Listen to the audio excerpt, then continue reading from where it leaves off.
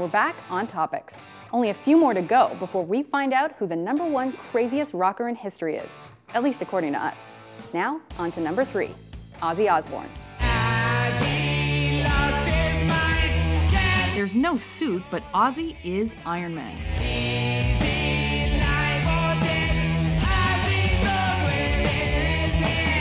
Ozzy is famous for not only using copious amounts of drugs, but also surviving multiple overdoses. The interesting thing too is that you can overdose in different ways. Like cocaine makes your heart go too fast and you can die from a fast arrhythmia, but heroin can do the opposite. It can actually make your heart stop. So the mechanism is different.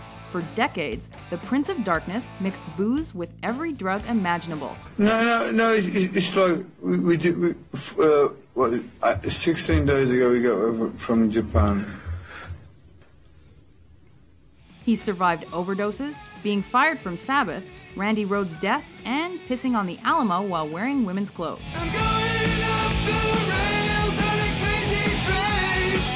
He snorted ants and chomped heads off bats and doves. Apparently, his DNA makes him capable of withstanding such abuse, and while he may be forgetful, he is alive.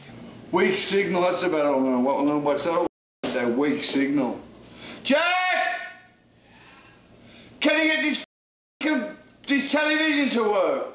When it comes to Ozzy Osbourne, everybody talks about the bat biting incident. I personally like the dove biting incident. So he signs a record deal with CBS, and his wife and manager Sharon think it's a great idea for him to release 2 doves in the air to represent this new birth of Ozzy post-Black Sabbath. What happens? He's wasted off wine, he signs the papers, he releases 1 dove in the sky, looks at the other, bites the head off, throws the bloody thing on the table. The CBS execs are shocked. It was a day like none other. If there's anyone who rivals Ozzy in terms of sheer craziness, it's our next entrant. Motley Crue member Nikki Sixx finds himself at number 2. All members of Motley Crue live the sex, drugs, and rock and roll lifestyle. But it was Nikki Sixx who sank deepest into drugs. Co-author of the Heroin Diaries, Nikki Sixx goes into detail about how in a certain year he overdosed and was declared legally dead for 2 minutes. Within that same year span, the Motley Crue bassist went to a dealer's house, shot up, overdosed, and the dealer panicked. He dragged Nikki Sixx to a dumpster and threw him in there. Or as it's known around the Sixx household, just a regular Saturday night.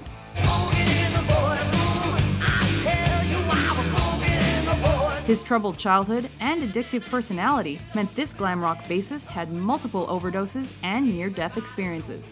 Actually, can you call being declared dead a near-death experience? I had a really bad overdose, ended up in the hospital, came out, shot up again, overdosed again, and it was the next morning I woke up and... Shoot up again, but this time switch to some real gentle, mellow stuff.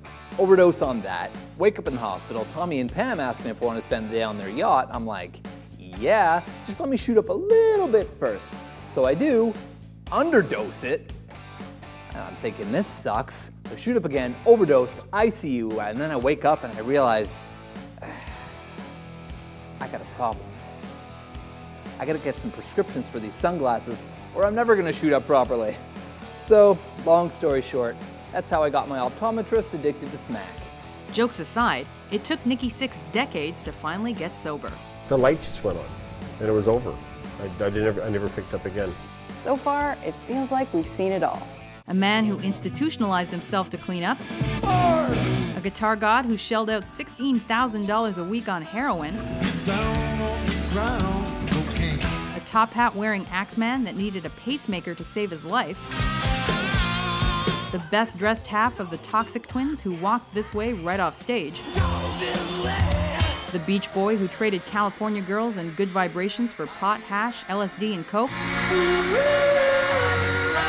the aging rocker who apparently downs a bottle of whiskey per day, the Englishman who lost his teeth during a bender, the Prince of Darkness who's overdosed, cross-dressed, and chomped the heads off anything that moves,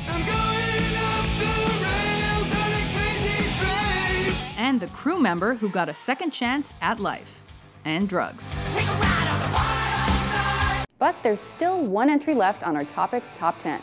Someone whose stories are so outrageous he has to come out at number 1. Who takes the prize as the ultimate live-to-tell rock star? We find out next.